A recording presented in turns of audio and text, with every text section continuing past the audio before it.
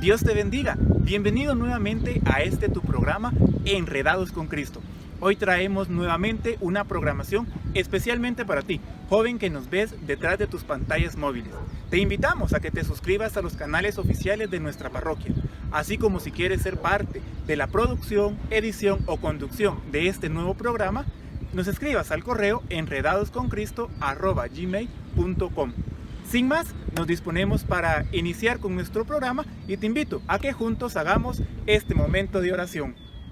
Señor Jesús, que viviste en familia con María y José, hoy queremos pedirte por la familia de todos los jóvenes, para que te hagas presente en cada una de ellas y seas su Señor y Salvador. Bendice a nuestros seres queridos con tu poder infinito. Protégenos de todo mal y de todo peligro. No permitas que nada ni nadie nos separe de tu amor y de tu gracia. Amén.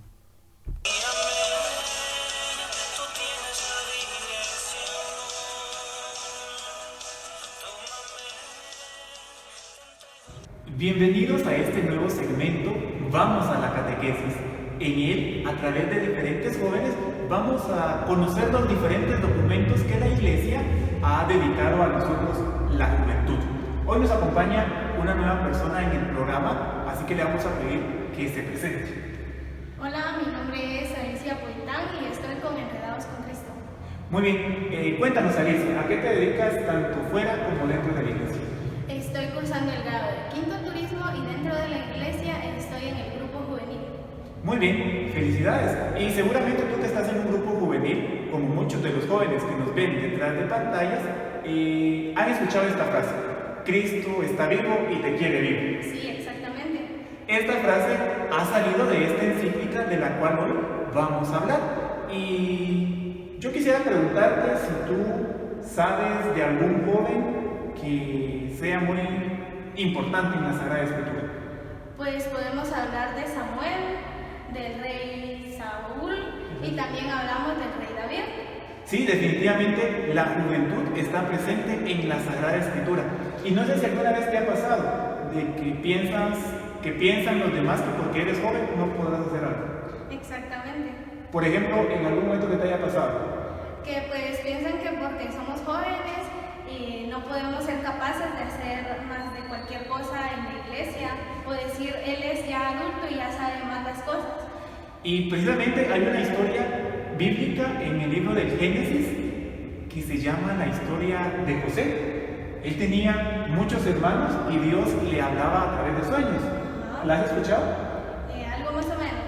Sí, y precisamente resulta que a José Dios le elige para salvar a su pueblo de una hambruna, porque te recordarás que estando él allá en Egipto, por diferentes circunstancias de la vida, tiene unos sueños y el faraón recurre a José, José los interpreta y entiende que van a venir tiempos de hambre para todo el mundo.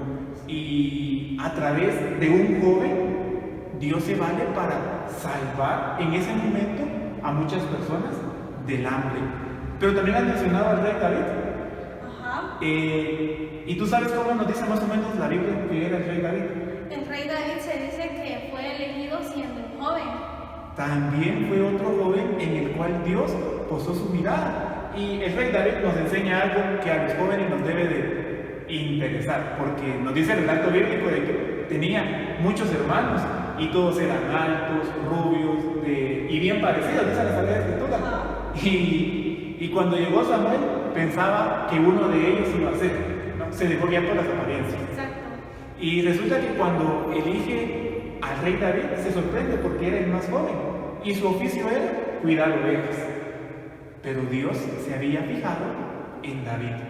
¿Qué crees tú que nos enseña esto de la juventud en el Antiguo Testamento? Pues se dice que la gloria de la juventud es algo que se encuentra en el corazón, más no en la fuerza física. Exactamente. ¿Y cuántas veces nos preocupamos por las apariencias físicas y vamos descuidando nuestro interior? Y definitivamente, si algo tenemos que aprender en el Antiguo Testamento es eso, la gloria está en el interior y no en la fuerza física. Y para hablar de jóvenes podemos hablar todavía de los profetas, aquella famosa frase de Jeremías: antes que tú nacieras, te conocí, te consagré. ¿La has escuchado? Sí. Y es muy usada en los grupos juveniles. Y Jeremías también era un joven. Pero también podemos hablar de otros personajes en femenino, por ejemplo, Ruth, que definitivamente nos dicen que cuando Dios llama, no importa la edad, y Él nos capacita. Pero también en el Nuevo Testamento encontramos personajes jóvenes dentro de los relatos bíblicos. Podríamos decir que uno de los jóvenes más famosos del Nuevo Testamento es el apóstol San Juan. Dice que era uno de los jóvenes que más acompañaba a Jesús. Pero dentro de los relatos de la Biblia, también Jesús nos pone muchos ejemplos con jóvenes. Tal vez nos puedes comentar algunos ejemplos de jóvenes que aparecen en el Nuevo Testamento. Tal vez sería la parábola del hijo pródigo, que ahí son jóvenes que le piden la herencia a sus padres. Exactamente, esa parábola todos la conocemos, ¿verdad? Dos hijos y el más joven, ¿verdad? Tal vez por eso tenemos mala fama a los jóvenes, ¿verdad? De tomar decisiones apresuradas. Le pide la herencia, el padre se la da, se va y se la gasta, ¿verdad? Pero él regresa y el padre le recibe nuevamente.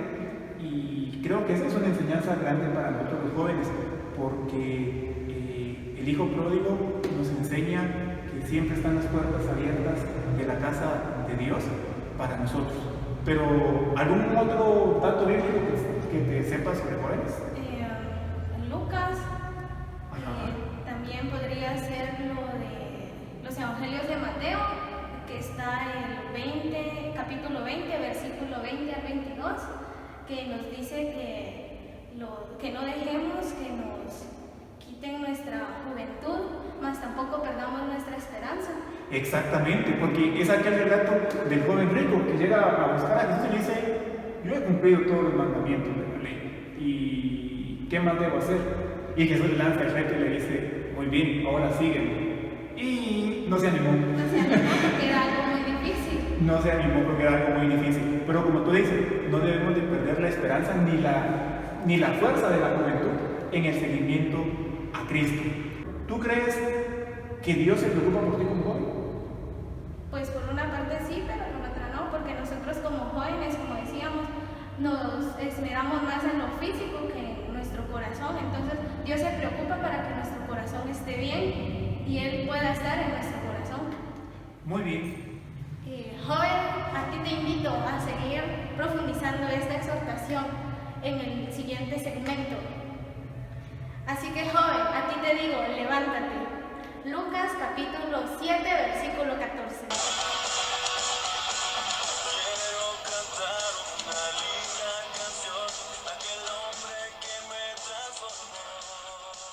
Bienvenidos nuevamente a este segmento A los pies del Maestro.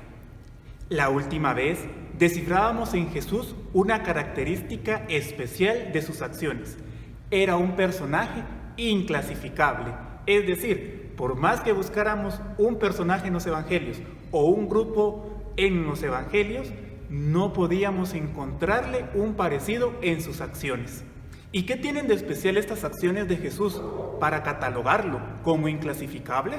Pues es lo que hoy en este segmento vamos a profundizar. Así que te invito a que veamos la número 1.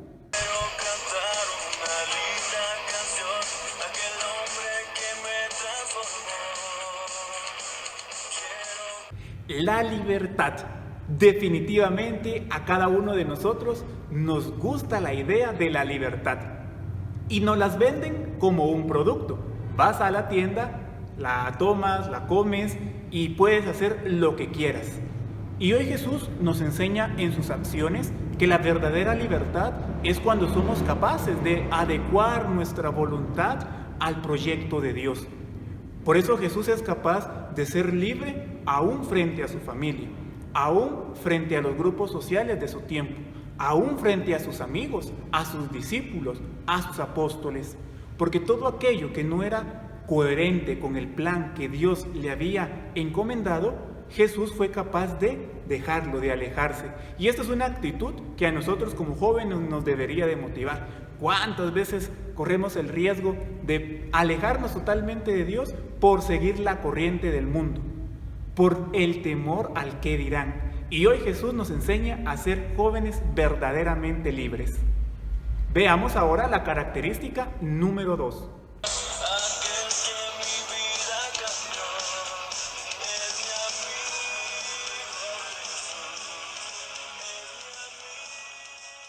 ¿Quién de nosotros en algún momento no ha recibido un jalón de orejas o un castigo por no ser obediente? Y Jesús en su actividad nos demuestra que lo principal para Él era hacer la voluntad del Padre. Era lo que lo nutría, era lo que lo alimentaba. ¿Y cuál era esta misión del Padre? Era comunicar a todos los hombres la salvación. Y esto debería a nosotros también cuestionarnos, porque desde nuestro bautismo hemos sido también enviados para anunciar la grandeza de Dios a todos aquellos que no lo conocen. Y yo te pregunto a ti, ¿a cuántas personas les has anunciado el reino de Dios? ¿A cuántas personas has acercado a Cristo a la iglesia? Y hoy Jesús nos enseña que no hay nada más bonito en esta vida que corresponder al plan que Dios ha puesto en nuestras vidas a partir de nuestro bautismo.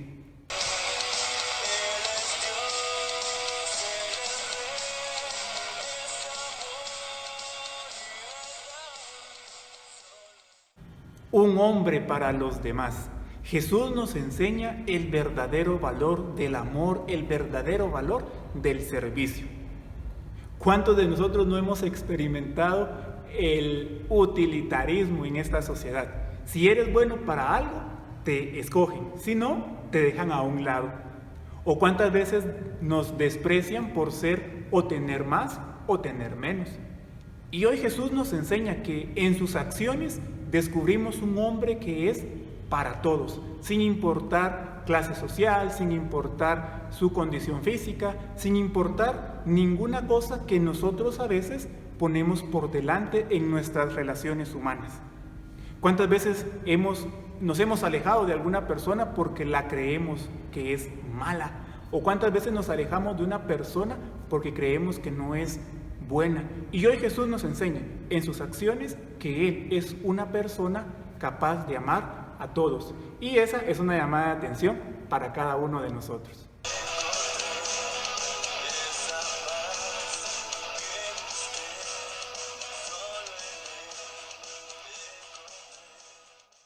Esta es la cuarta característica en las acciones de Jesús.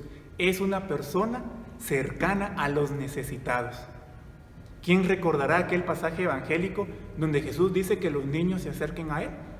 O aquel otro pasaje donde Jesús sana a 10 leprosos. ¿Quién no recordará aquel pasaje bíblico donde estuvieron a punto de apedrear a una mujer adúltera? Y sin embargo, en todos esos casos, Jesús se presenta cercano a ellos. Esta es una característica que deberíamos de tener presente en nuestra vida cristiana. Sobre todo ahora, en estos tiempos en los que estamos viviendo confinados, en cuarentena, y hay muchas personas que han perdido la paz, han perdido muchas veces la tranquilidad. ¿Qué estoy haciendo yo por los más necesitados? ¿Qué estoy haciendo yo para que en mi casa se mantenga un ambiente sano y agradable? Hoy Jesús creo que nos plantearía esa pregunta.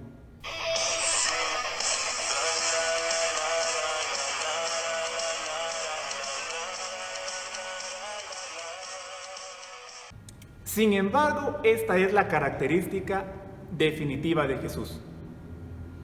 Él es el único personaje a través de la historia que no solo nos ofrece, sino efectivamente nos da la salvación.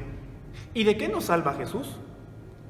De manera interesante nos damos cuenta que Jesús no ofrece un proyecto para que cada uno de nosotros tenga comida o tenga seguridad o tenga tranquilidad. Jesús nos ofrece un proyecto donde seamos capaces de colaborar en la salvación para los demás.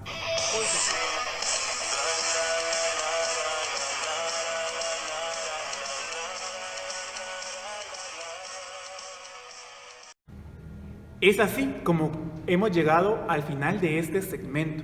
Pero qué interesante ver en estas 5 características de Jesús una fuerte llamada de invitación para que cada uno de nosotros también sea un hombre, sea una mujer más libre, capaz de amar, ser para los demás, estar cercano a las necesidades, pero sobre todo para que juntos gocemos la salvación de Dios.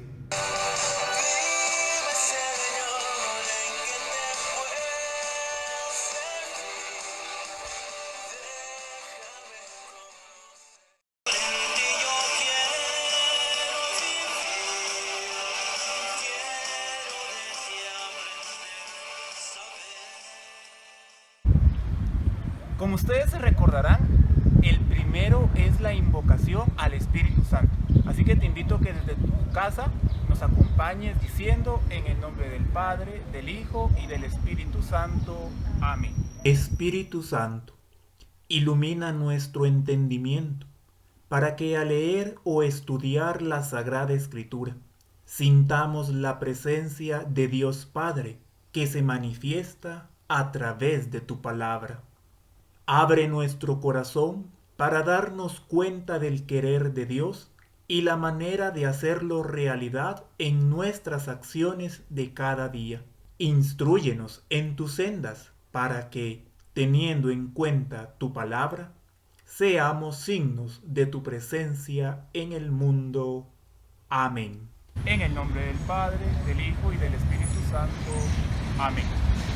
Así que les invitamos a que busquen su Biblia y que en el Evangelio de San Lucas, capítulo 24, versículos Del 13 al 31. realizaremos nuestra lección personal. Aquí el texto. Evangelio de San Lucas 24, del 13 al 31. Aquel mismo día, 2 discípulos se dirigían a un pueblecito llamado Emaús, que está a unos 12 kilómetros de Jerusalén, e iban conversando sobre todo lo que había ocurrido. Mientras conversaban y discutían, Jesús en persona se les acercó y se puso a caminar con ellos. Pero algo impedía que sus ojos lo reconocieran. Él les dijo: ¿de qué van discutiendo por el camino? Se detuvieron y parecían muy desanimados. Uno de ellos, llamado Cleofás, le contestó: ¿cómo? ¿Eres el único peregrino en Jerusalén que no está enterado de lo que ha pasado aquí estos días? ¿Qué pasó?, les preguntó. Le contestaron: todo el asunto de Jesús Nazareno. Era un profeta poderoso en obras y palabras, reconocido por Dios y por todo el pueblo. Pero nuestros sumos sacerdotes y nuestros jefes renegaron de él. Lo hicieron condenar a muerte y clavar en la cruz. Nosotros pensábamos que él sería el que debía liberar a Israel, sea lo que sea. Ya van 2 días desde que sucedieron estas cosas. En realidad, algunas mujeres de nuestro grupo nos han inquietado, pues fueron muy de mañana al sepulcro y al no hallar su cuerpo, volvieron hablando de una aparición de ángeles que decían que estaba vivo. Algunos de los nuestros fueron al sepulcro y hallaron todo tal como habían dicho las mujeres, pero a él no lo vieron. Entonces él les dijo: qué poco entienden ustedes y qué lentos son sus corazones para creer todo lo que anunciaron los profetas. ¿No tenía que ser así y que el Mesías padeciera para entrar en su gloria? Y les interpretó lo que se decía de él en todas las Escrituras, comenzando por Moisés y siguiendo por los profetas. Al llegar cerca del pueblo al que iban, hizo como que si quisiera seguir adelante, pero ellos le insistieron diciendo: «Quédate con nosotros, ya está cayendo la tarde y se termina el día». Entró, pues, para quedarse con ellos, y mientras estaba en la mesa con ellos, tomó el pan, pronunció la bendición, lo partió y se los dio. En ese momento se les abrieron los ojos y los reconocieron, pero él desapareció. Luego de hacer nuestro primer paso, que es leer el texto, vamos a tratar de entenderlo. Y me gustaría que si Eduardo nos puede comentar qué personajes aparecen en el texto. Bueno, en el texto aparecen dos discípulos. Iban caminando hacia un pueblo llamado Emaús, y en eso a ellos se les apareció Jesús, ¿verdad? Uno de los discípulos se llamaba Cleofás, que ha sido mencionado aquí. El otro no tiene nombre, aún no se fue mencionado. Pero son los dos personajes que aparecieron en este texto. Y Dalma, cuéntanos más o menos qué diálogos desarrollan los personajes. En la primera parte se desarrolla, en este caso Jesús, un desconocido para ellos, pregunta que por qué estaban tan tristes. Entonces ellos vienen y le comentan debido a todo lo que había sucedido en Jerusalén, cómo había sido condenado a muerte, y luego van platicando de que él era el único que no se había enterado de lo que había pasado en Jerusalén. Muy bien, y parece que según el texto nos dice que terminó el día y ya no podían seguir avanzando y deciden pues cenar, ¿verdad? Y es ahí donde se desarrolla un texto interesante y vuelven a aparecer otros personajes del Antiguo Testamento, por ejemplo Moisés, los profetas y Jesús. Ellos sin saberlo, dice el texto que les va narrando todo lo que el Antiguo Testamento hablaba de él. Así que ahora me gustaría que buscáramos un personaje o una frase que nos guste más, con la que nos identifiquemos o digamos este personaje o esta frase me llama más la atención a mí. Recuerda, cuando leas el texto, presta atención a lo siguiente. Me gustaría que, igual que nosotros lo vamos a hacer, tú te identificaras con una frase o con algún personaje dentro de este texto que hemos leído. No sé si tú nos puedes comentar la frase o el personaje. Sí, una frase es: quédate con nosotros, ya que está cayendo la tarde y se termina el día. Eduardo. Yo me identifico en sí con dos personajes que son los discípulos que iban caminando, puesto que muchas veces en la vida sucede algo y siempre digo, ¿por qué a mí? ¿Por qué está pasando? Jesús, ¿dónde estás? Y hasta el momento en que veo obrando, o veo, en el caso cuando podíamos asistir a la Eucaristía, poder reconocer a Jesucristo ahí, digo, eras tú, y ahí estabas y no te conocía, ¿no? Entonces ese es el momento en que me identifico con él. Muy bien. La frase que a mí más me ha gustado es: a ellos se les abrieron los ojos y lo reconocieron, pero él desapareció. Recuerda, para meditar bien el texto, debemos preguntarnos. Muy bien, la frase que yo he elegido me llama mucho la atención y meditándola me doy cuenta que muchas veces Jesús está tan cerca de nosotros, pero estamos tan encerrados en nuestras propias situaciones o en nuestras propias ideas que no somos capaces de verlo. Y cuando lo vemos, Él ya ha realizado su obra en nuestra vida. Por eso me llama la atención como dice: se les abrieron los ojos, lo reconocieron, pero ya no estaba. O sea, Jesús ya había actuado, ya les había comunicado su mensaje, y cuando finalmente son capaces de verlo, ya no está. Se fue. Sí, mi frase es, me encanta, porque es como cuando ya estamos para dormirnos. Entonces, estoy cansada y a dormir. No me acuerdo nunca de Dios. Entonces, ese quédate con nosotros la tarde está cayendo y se termina el día. Es el momento oportuno para decir gracias porque me permitiste un día más. Es tanto como a esos discípulos. Ese día nos pasa a todos. Mira, en el transcurso del día miramos a Dios y no lo reconocemos. Y en la noche, ese pequeño momento de oración en la noche, en la intimidad de nuestros cuartos, es gracias por todo lo que me diste el día de hoy, pero no te alejes de mí.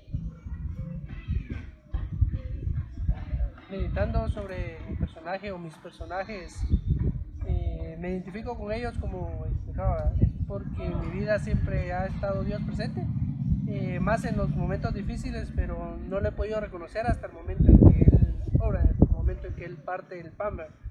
Leyendo un poco más las escrituras y meditando ahí, aparecía una frase donde decía que estando a los discípulos, Jesús les iba explicando las escrituras. Esto es lo que hacemos en la Santa Misa, que se hacen las lecturas, luego fue el partir el pan, lo mismo que Jesús, lo mismo que hacemos exactamente nosotros en la Eucaristía. Por eso me identifico también con ellos, ¿verdad? Y nos gustaría saber si tú, que nos estás viendo, eres capaz de compartir tu meditación y nos la dejas en los comentarios para que juntos también podamos conocer qué fue lo que a ti personalmente te dijo esta palabra. Pasaremos a nuestro paso número 3, que es la oración. ¿Y en qué consiste la oración? Es en agradecerle a Jesús por lo que Él me ha dicho en su palabra. Si se dieron cuenta, el mismo texto, pero a los tres nos dijo algo diferente, porque es algo particular y especial para nuestra vida. Entonces, a partir de lo que Él nos dijo, vamos a hacer un momento de oración agradeciéndole por esta palabra. Recuerda que cuando oramos el texto,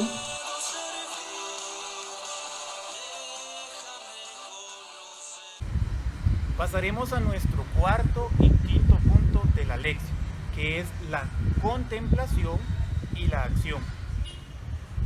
Y como la contemplación es poner la palabra frente a mi vida, y luego la acción, un compromiso de vida a través de la palabra, yo creo que a mí la palabra hoy me ha invitado a no cerrarme a mis propias emociones y decir como yo estoy dolido o como yo me siento mal, me voy a olvidar de ver en los demás a Jesús, porque los discípulos iban tan cegados por su propio dolor que no fueron capaces de ver a Jesús. Y creo que eso me pasa muchas veces a mí en mi vida. Me encierro en mis propias emociones o en mis propias circunstancias y me olvido que también Dios, Jesús, se manifiesta a través de los demás. Cuéntanos tú, ¿a qué contemplación y a qué acción te lleva esta palabra? Como dice la palabra, quédate con nosotros este momento de contemplación. Lo veo que a veces llego tan cansado, estoy tan cansada en el día y Jesús está todo el día conmigo en las pequeñas cosas incluso. No lo veo y no lo reconozco. Llega la noche y tampoco le doy gracias por lo que me ha dado en el día. He pasado cegada como esos discípulos de todo el día. Entonces, no olvidarme de ese pequeño momento, tal vez no será siempre, tal vez en algún momento siempre se olvida, pero dar las gracias y decirle a Jesús, quédate conmigo, no me dejes y permíteme verte a ti en las demás personas. Muy bien. Eduardo, ¿nos podrías compartir? Meditando en esto, en mi vida todo principalmente preocupado por las situaciones de la vida, trabajos, estudios, enojos es lo que me ha impedido ver a Jesús en estos momentos cuando Él siempre ha estado ahí, ¿verdad? Y a lo que me invita es a buscar más de Él, a tratar de reconocerlo en cada instante y en cada momento, en cada persona o lugar, en cada ave, para saber de que Él está ahí, hablándome en distintas ocasiones, en distintas formas. no te olvides de lo que significa la contemplación. Y no menos importante, hacer vida la palabra. bien, ha quedado comprobado que la palabra nos habla personalmente a cada uno de nosotros. Así que te invitamos a ti que nos ves detrás de pantallas, de que te animes a abrir tu Biblia. Y en realidad nos hemos tardado unos 20 minutos haciendo el ejercicio, ¿verdad? Por la magia de la tecnología ha salido un poquito más corto. Pero es un ejercicio que vale la pena y que no nos lleva mucho tiempo de nuestra jornada. Bien le podemos quitar 15 minutos, 20 minutos al teléfono, a la novela o alguna otra cosita que no es de tanta importancia. Así que les pido que les hagan una invitación a los que nos ven para que se animen a acercarse a la Sagrada Escritura, pero sobre todo a que te dejen encontrar por Jesús en la palabra. Ok, les quiero hacer la invitación. Si tienen Biblia, ábranla, desempólvenla, no la dejen en la cabecera de la cama como yo, sin abrirla. Pero si se les hace difícil, búsquennos, síganos en este programa. Poco a poco vamos a ir conociendo más de la Biblia.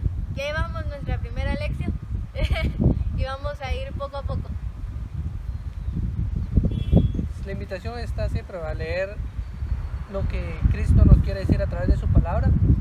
Es muy difícil para todos empezar a leerla, no sabemos cómo, ya poco a poco en los programas anteriores se ha explicado cómo empezar, pero uno de los tips que me ha funcionado a mí es buscar a un asesor, a un amigo, que nos pongamos a leer, y siempre vamos perfeccionando eso, siempre se va buscando la forma en cómo ir mejorando y no dejarlo así como que hoy no le entendí nada a la lectura, pues quizás hoy no estaba nuestra vida adecuada o el momento adecuado para comprender lo que Dios nos quería decir, pero más adelante habrá otra lectura que sí nos llegará y nos dará en el punto, dirían por ahí, para comprender. Muy bien, así que te esperamos la próxima semana en este segmento donde te presentaremos otro método para acercarnos a las Sagradas Escrituras. En este, tu segmento, Luz para mis pasos.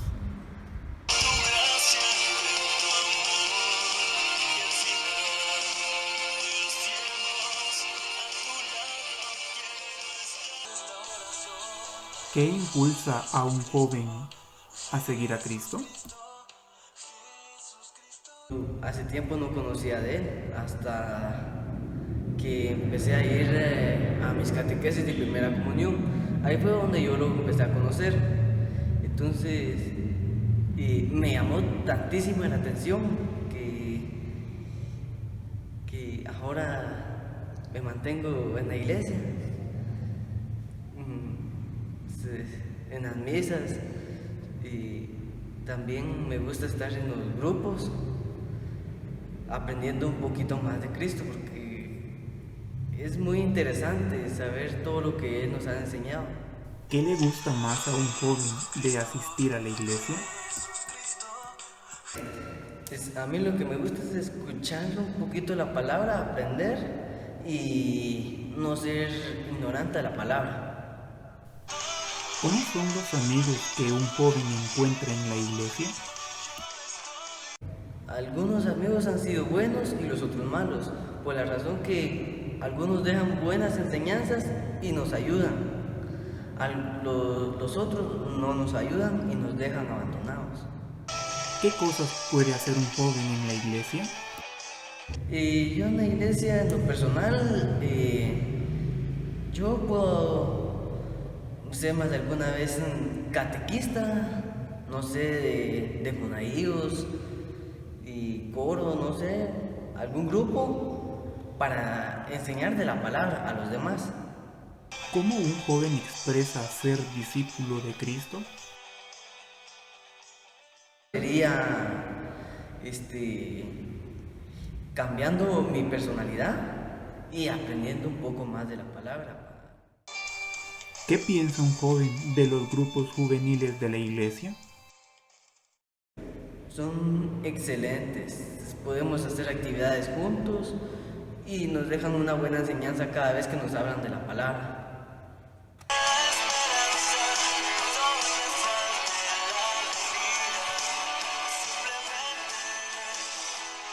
Bienvenidos a este nuevo segmento Y el Mundo Gira, un espacio para compartir con profesionales sobre temas de interés juvenil. Hoy tenemos una invitada muy especial que quisiéramos que nos comentara un poquito quién es, a qué se dedica y cuáles son sus experiencias dentro de la iglesia. Gracias por la invitación. Buena tarde, mi nombre es Dina Isabel Pérez González. Tengo el título de licenciada en psicología. Mi experiencia dentro de la iglesia ha sido en el área de catequesis con los niños.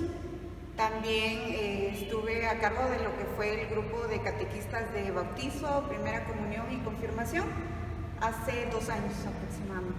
Muy bien, definitivamente es un ejemplo de perseverancia y de formación que debe de motivarnos también a nosotros los jóvenes para seguir preparándonos para servir más al Señor. Y seguramente muchos de los que nos están viendo detrás de cámaras en estos días van a iniciar a estudiar. Los que son universitarios seguramente iniciarán su segundo semestre, los que estudian educación media pues retomarán los bimestres. ¿Y cuál crees que debe ser nuestra actitud frente a esta nueva modalidad que para muchos es nueva y que no estamos acostumbrados a vivirla frente a los estudios? Hace 4 meses aproximadamente lo que es la comunidad estudiantil se ve interrumpida por esta situación del virus, ¿verdad? A causa del virus, y comienza la modalidad de estudiar en casa. Considero que hasta este momento ya ha transcurrido un tiempo en el cual los jóvenes tendrían que haber establecido ciertos hábitos para poder desarrollar sus tareas académicas dentro de la casa. Es importante establecer horarios, como por ejemplo la jornada que ellos se desarrollaban. Si ellos estaban en jornada matutina, podrían establecer ese horario dentro de sus hogares, ¿verdad? Por ejemplo, de 7 de la mañana a 11 o de 8 a 11 de la mañana para poder efectuar esas tareas. Buscar un lugar que sea apropiado, la mesa del comedor, quizás si se tiene la opción de un escritorio, buscar un lugar apartado de lo que es la bulla, lejos de la televisión, y si se va a utilizar el teléfono o la computadora, que sea exclusivamente para poder desarrollar esas tareas, ¿verdad? Y en realidad concentrarnos en lo que estamos haciendo, no desviar nuestra atención hacia quizás un chat con los amigos o buscar en el Facebook, sino que dedicarnos específicamente a lo que es académico. Y creo que es un reto bastante grande porque hemos de reconocer que no somos muy educados en el manejo de las tecnologías. Además, es preciso también reconocer que no somos muy amigos de la disciplina y de los horarios. Y sin embargo, parece que juegan un papel fundamental en esta nueva etapa para todos, tanto los que trabajan como los que estudian. ¿Cuáles crees que deben ser nuestras principales motivaciones para tomar disciplina y fijarnos un horario? La autodisciplina la debemos de generar nosotros mismos. Son aquellas reglas que vamos a establecer para poder alcanzar las metas que nos hemos trazado. Tanto en la vida académica como en la vida, por así decirlo, en general, es necesario establecer disciplina y la podemos desarrollar si nosotros en realidad sabemos el objetivo que queremos alcanzar o las metas que queremos alcanzar. Y es que es bastante curioso ver cómo muchos se imaginaron vacaciones al iniciar todo este proceso y nos dimos cuenta que no es así, sino es una realidad con la que vamos a convivir. Y es interesante porque después de repetir ciertas acciones se vuelven hábitos en nosotros. Y puede ser que a estas alturas muchas personas hayan tomado hábitos incorrectos a los que llamamos vicios. ¿Cuáles crees que son los principales vicios que pudimos haber tomado durante estas circunstancias? Quizás tal vez no serían tanto vicios, sino que estamos reforzando ciertos hábitos dentro de la casa. Por ejemplo, nos podemos volver dependientes y tomar hábitos de las redes sociales. Podríamos pasar horas, días en las redes sociales y ya generar una dependencia de esto. Quizás también el hecho de tener el orden para poder, un horario establecido, para poder dormir, ¿verdad? Si nos dan las 3, 4 de la mañana, estamos generando un hábito. Ya al hacerlo constantemente, y es algo que ya luego va a costar, va a tener cierta dificultad para poderlo moderar, ¿verdad? O sea, para poder ya establecer otros hábitos que en realidad...